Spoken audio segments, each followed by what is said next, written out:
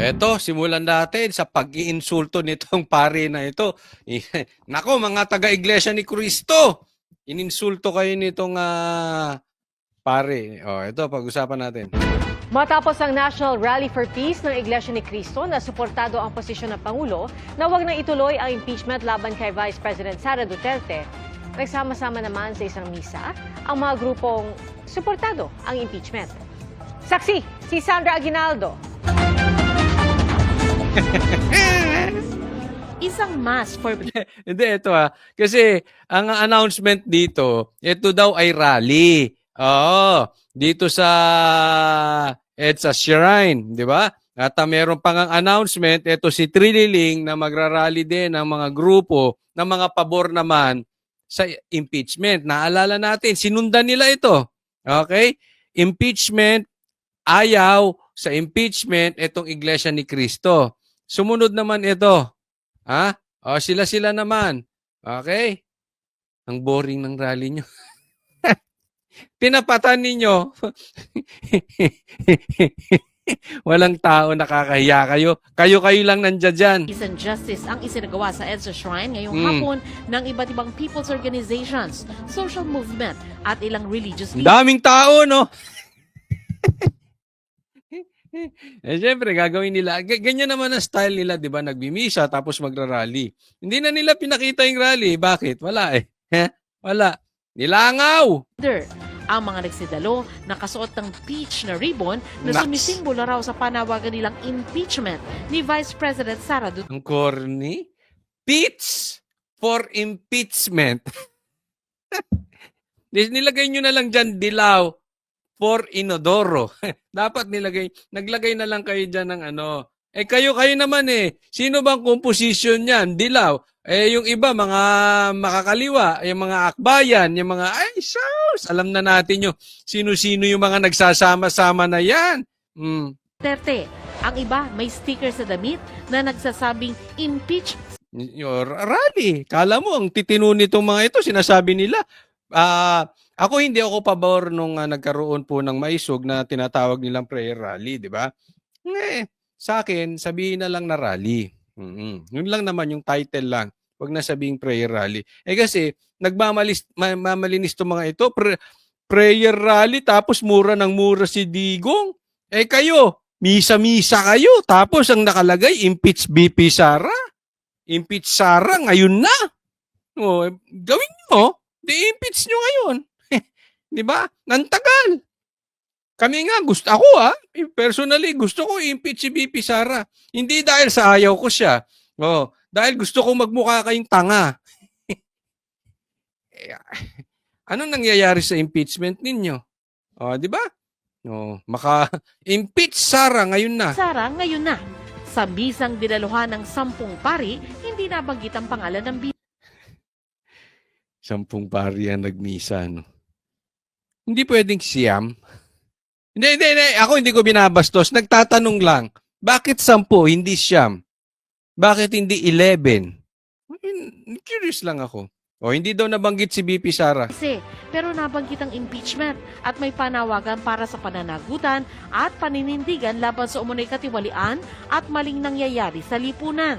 Hayaan nating ipaliwanag ng mga taong dapat managot kung saan nila dinala ang pera ng bayan.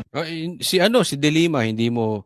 Alam mo kasi ang problema, pag kami misa tapos hahaluan nyo ng ganyan. But anyway, nasa sa inyo yan eh. Pero bakit si De Lima? Hindi nyo matanong.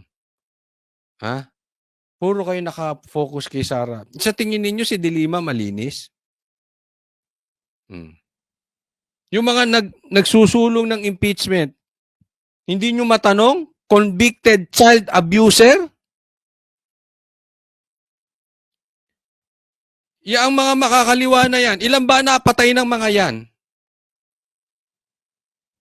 Hindi ko po kayo dinidisrespect as a priest. Ang sa akin lang, sana tumingin kayo ng tama. Hindi kayo double standard. Yung convicted, hindi nyo masabihan. Siya nga convicted na, nagpapakulong pa. Siya pa ang nagsampa ng impeachment. Eh di ba kaipokritohan naman po yun? Dahil ito ay ang ating obligasyong moral. Ang impeachment ay isang obligasyong moral, kaya marami sa hanay ng simbahan ang kasama nyo ngayong hapon dahil naninindigan kami. Matapos ang misa, Kita nyo? Oh, yan litrato na yan. Kayo na umusga. Ang linis, no? Ang lilinis. isa sa nagsalita si dating Senadora Laila de Lima, isa sa mga nag-file ng impeachment complaint sa bise. Isa itong moral obligation. Ang sino mang pinagkakatiwalaan ng taong bayan ay dapat maglingkod ng may integridad. O tama. Ang isang pinagkakatiwalaan. Halimbawa, sa Bucor, dapat may maglingkod ng may integridad. Ang mga congressman, dapat maglingkod ng may integridad. Hindi yung biglang yumayaman, naging congressman lang. Tama ka dyan. Hindi kasi alam nyo, ang titingnan dito ng taong bayan, hindi yung speech nyo. Patas ba kayo tumingin? Yung mga nagsampa ng impeachment, ang lilinis ba? Di ba? Oh. Eh, ang kinakausap nyo kasi, alam mo naging problema nila dito. Ang kinakausap nila, yung taong bayan. Wala naman sa taong bayan yung impeachment eh. Kausapin nyo yung mga kongresista. Pirmahan na nila para matapos na at magkaroon na ng impeachment. Eh parali-rali kayo, iilan lang naman ang tao nyo dyan. Nilalangaw kayo. Di ba? Nagmumukha lang kayong tanga. Yung tanga po is not mura ha. Sa Bisaya daw buang yun. Sa English, stupid. Nagmumukha lang kayong stupid. Dahil nagrarally kayo, wala. Di ba?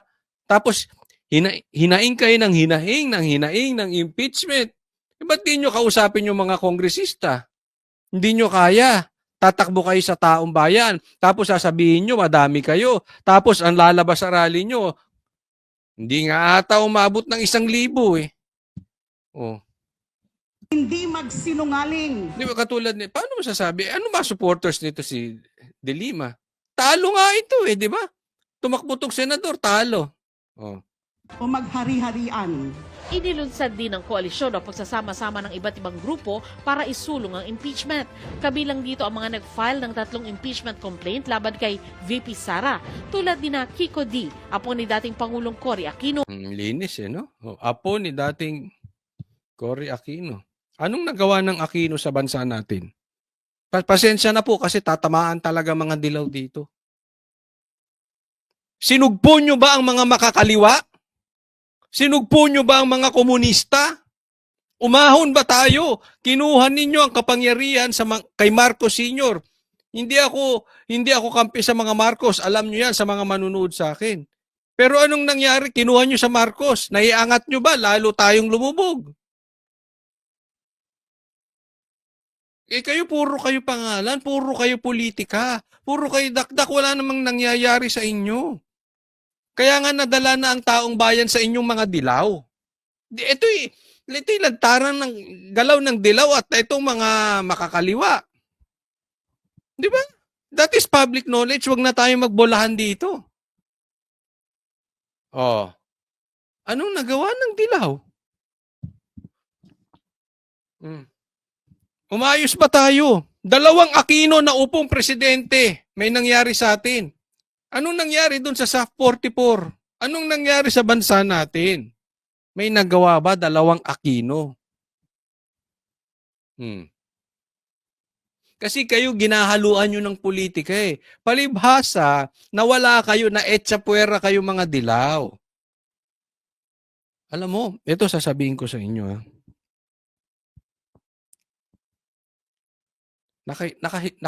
Nakapaghiganti na ang mga Marcos sa inyo. Pinatalsik nyo Marcos, di ba? Anong ginagawa nyo ngayon? Kayo ay naninilok-nuhod. Nilulunok na ninyo ang inyong pride. Sinisiksik nyo ang sarili nyo sa mga Marcos. Kayo na ang gumagawa ng dirty works ng pula para lang wag makaupo ang Duterte. 'Di ba? Tingnan nyo kung paano nabaliktad ang mundo. Dati, pinatalsik ng dilaw ang pula. Ngayon, ang pula, nasa ilalim ang dilaw. Sila ang gumagawa. Sila ang sunod-sunuran. Di ba? Tingnan nyo nangyayari ngayon. Ang laki ng ganti ng Marcos sa inyo. Wala kayong magawa ngayon sa mga Duterte. Kaya lapit kayo. Kinakain ninyo ang suka ninyo. Makalapit lang kayo sa mga Marcos. Makalapit lang kayo sa pula. Hindi magsasama dati pula at saka dilaw eh. Oh. Ngayon ano? Ang galing ng Duterte. Nung pumasok ang Duterte, biglang nagkaroon ng third wheel. Yung pula dilaw, na Itchapwera dilaw. Oh. So sila ngayon ng utu-utu sa pula, sunod-sunuran sa pula, dahil hindi nila kaya ang Duterte. Yan ang totoong kwento niyan. Pati na ang ilang biktima ng madugong Duterte drug war. Isa po ako sa nananawagan ng impeachment para kay Bibi Sara. Ako, ayoko insultuhin itong mga namatayan. Ano?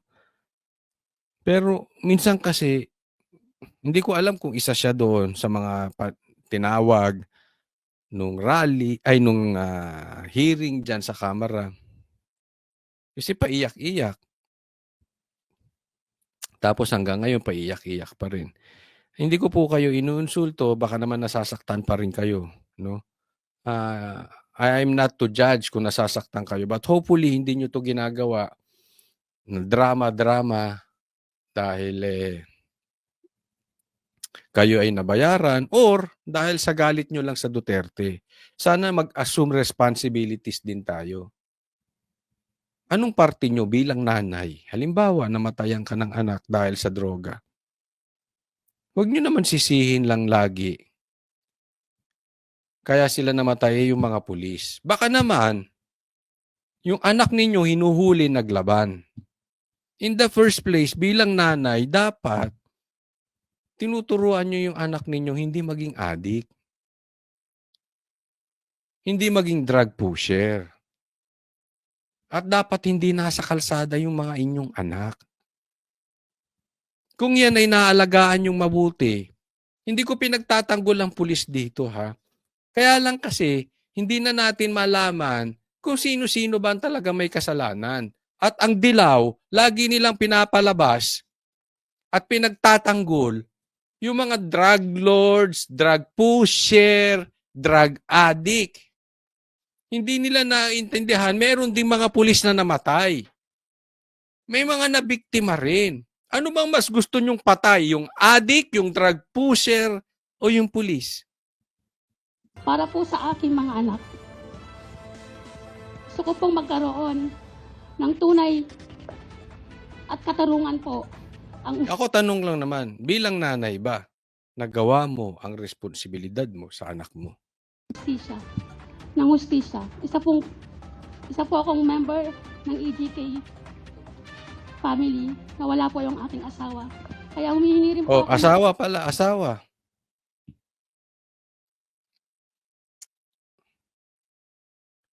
Napagsabihan mo ba yung asawa mo na huwag magtulak ng droga or huwag maging addict?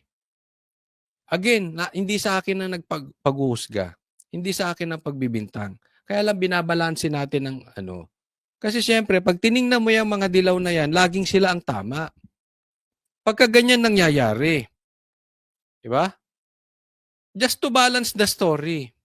Ano ang nagawa ng dilaw sa pagsugpo ng adik sa Pilipinas? O lalong lumaki ang adik sa Pinas nung panahon nila?